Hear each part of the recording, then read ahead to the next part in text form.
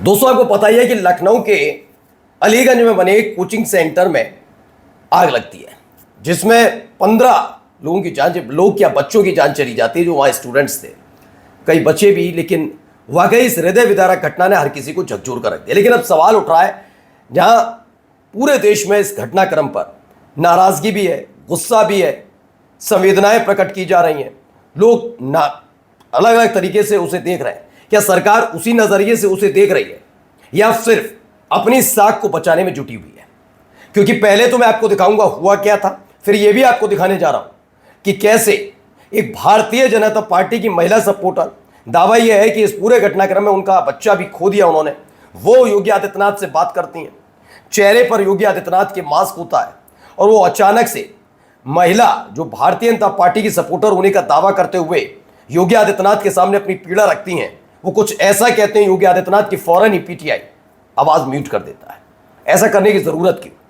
यही नहीं, कैसे इस पूरे मामले को अब ये कहा जा रहा है कि समाजवादी पार्टी, जी हां, समाजवादी पार्टी के कार्यकाल में, अखिलेश यादव के कार्यकाल में अगर वो काम ना होते, दुरुस्त कर लिए जाते, तो आज ये घटनाक्रम ना होता। मतलब सोचिए, खुद 2017 से सत्ता में, खुद मुख्यमंत्री हैं, काम करेंगे 18-19 घंटे, लेकिन फिर भी दोषारोपण किस पर करेंगे? पिछली सरकारों पर। जैसे मोदी सरकार में देखा जाता है कि कुछ गलत हो जाए तो बस कह दो नेहरू जी, इंदिरा गांधी, मनमोहन सिंह, सब पर डाल दो। वैसे ही इनके आए। और ये भी दिखाऊंगा क्यों फूट फूट कर रोने लगे ब्रजेश पाठक। ये साख बचाने का नया तरीका तो नहीं। नमस्कार, मैं हूं प्रज्वल गौतम और आप देख रहे हैं टाइम्स एक्सप्रेस। वाकई ये घटना इसलिए और ज्यादा संवेदनशील हो जाती है क्योंकि अभी तकरीबन 10 दिन पहले दिल्ली के भी एक ऐसे ही, मतलब वो होटल था, वहां पर आग लगती है। कई घटनाक्रम निकलकर सामने आते हैं और तब ये कहा जाता है कि हर जगह चेकिंग होगी और किसी भी जगह किसी को बख्शा, नियमों के साथ खिलवाड़ करने वाले को बख्शा नहीं जाएगा।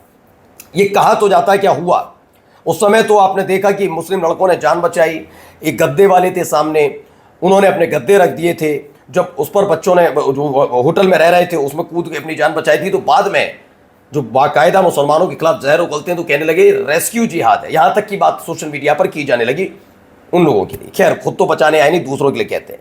अब यहां क्या हुआ, इन तस्वीरों को देखकर आप खुद अंदाजा लगाइए हालात क्या थे। इधर देखिए,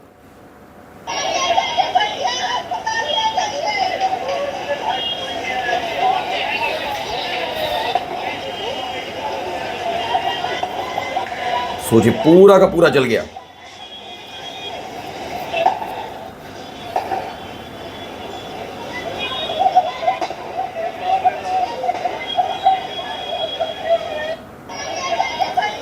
एक और इसमें देखिए, कुछ ऐसी तस्वीरें हैं, इसलिए ये दूसरी वीडियो है दूसरे एंगल से।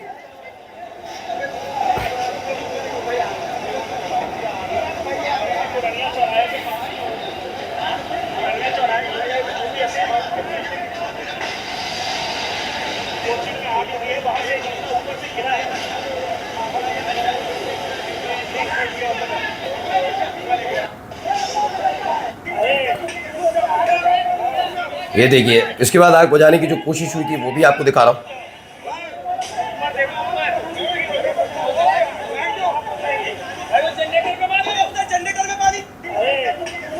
तो खबर क्या है? खबर इसमें ये निकल कर आई थी कि लखनऊ के अलीगंज में लोक सेवा आयोग के पीछे चल रहा है एक कोचिंग सेंटर में आज दोपहर भीषण आग लगी। जमीन पर बनी दुकान में आग लगने के बाद धुआं ऊपर की मंजिल में फैल गया, जिससे क्लास ले रहे छात्र भीतर फंस गए। अपनी जान बचाने के लिए बच्चों को 2 मंजिला इमारत की छत और संकरे छज्जे से नीचे कूदना पड़ा, जिससे कई छात्र गंभीर रूप से घायल हो गए।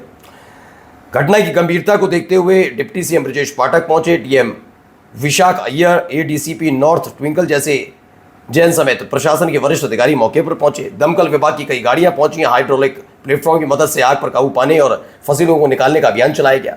मुख्यमंत्री योगी आदित्यनाथ ने भी इसका संज्ञान ले लिया। अब राहत बचाव कार्य तेज चलाए गए। बहुत कुछ काम किया, जो दिन 18-19 घंटे काम करते हैं अब जाकर काम कर रहे थे।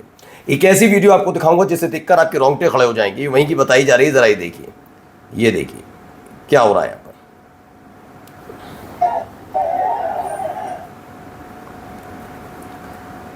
ये उसके बाद की बताई जा रही है। देखिए, आग सी लगी थी तो उसके बाद वहां से इस तरीके से वहां से बच्चे निकल रहे थे, ऐसा दावा है। ये वही है, जिस देखते ही देखते आग बढ़ती चली गई। कुछ इस तरीके से वहां से निकल आए, काफ़ी इसमें फंस गए। 15 14 से 15 बच्चों की जान बताई जा रही है चली गई इसमें, इस पूरे घटनाक्रम में। ये वीडियो आप देखते चलिए क्या हालात थे वहां पर। आग बढ़ी और बढ़ते बढ़ते बढ़ते बढ़ते कैसे शुरुआत में जैसे ही इसके बारे में पता लगा कुछ पाइप के सहारे साइड से उतरते चले गए, लेकिन आग थमी नहीं, बढ़ती चली गई इस दौरान।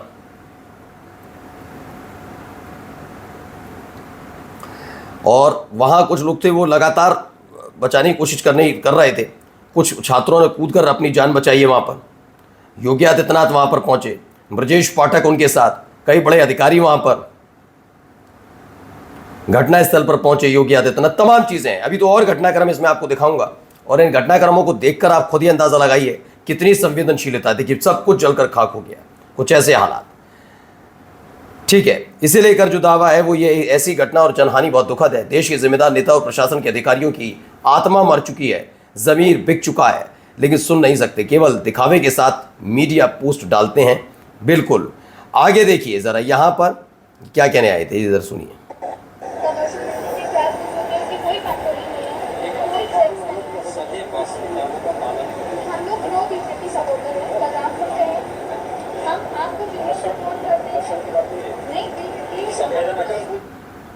और तुरंत पीटीआई आवाज ब्लॉक कर देता है। दरअसल ये महिला, दावा किया जा रहा है इनका खुद का बच्चा इसमें चला गया, जैसा दावा किया जा रहा है। उसके बाद योगी आदित्यनाथ का दौरा। योगी आदित्यनाथ को इस तरह के शायद सवालों की आदत नहीं है, क्योंकि वो भी कभी मीडिया से ऐसे रूबरू नहीं होते सवालों वाले में। सिर्फ बयान दे, आपको मेरे से जो बात नहीं करनी, मुझसे सवाल नहीं पूछे, सिर्फ जवाब सुनकर जाने की इनकी भी आदत है। आप मुझे बता दिए कितनी प्रेस कॉन्फ्रेंस अब भी योगी आदित्यनाथ ने खुद कर दी। प्रेस कॉन्फ्रेंस का मतलब सवाल जवाब होता है। हाँ, आइए कैबिनेट मीटिंग के बारे में बताइए और चले जाइए, वो अलग मसला है। खुद सवाल जवाब कितना करते हुए योगी आदित्यनाथ को आपने देखा, पहला। दूसरा, इस महिला की दावा है कि इस महिला ने खुद बोला कि हाँ ये बीजेपी सपोर्टर है। जैसे ये सुना तो योगी आदित्यनाथ ऐसा दावा किया जा रहा है कि इन्होंने कह दिया कि भाषण मत दीजिए, और तुरंत पीटीआई ने इस आवाज़ को बंद कर दिया। अब इसमें देखिए, अग्निकांड लखनऊ, ये वीडियो मीडिया की गुलामी का अगला सबूत है। जब लड़की ने सीएम से सवाल पूछने शुरू किए तो पीटीआई ने वीडियो से आवाज़ ही गायब कर दी। ऐसे ऐसे घटनाक्रम अब घटने हैं। अब खुद सोचिए, बार बार कहा जाता है वो वाले नहीं बात करते, ये वाले कौन से बात कर लेते हैं। यहाँ देखिए मीडिया को पास भी आने नहीं दे रहे हैं। ये सीएम योगी आदित्यनाथ है, और ये भारत देश के लोकतंत्र के चौथे स्तंभ के वो स्तंभ हैं जिनको एक कोने में दबा के रखा गया है, जिससे सवालों से बचा जा सके।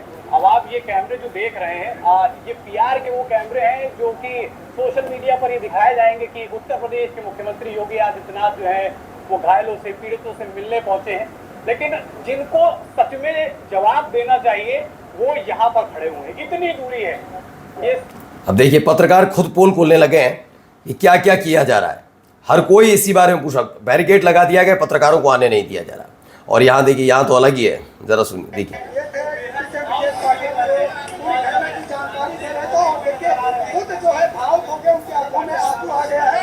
सोचिए कैसी बात है कि भावुक हो गए, आंखों में आंसू आ गया।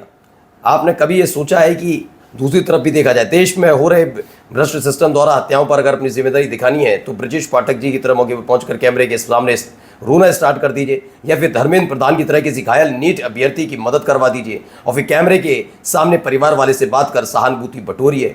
हो गई जिम्मेदारी खत्म इन भ्रष्ट नेताओं की। ये कहना है राजू वर्मा का। नमस्कार।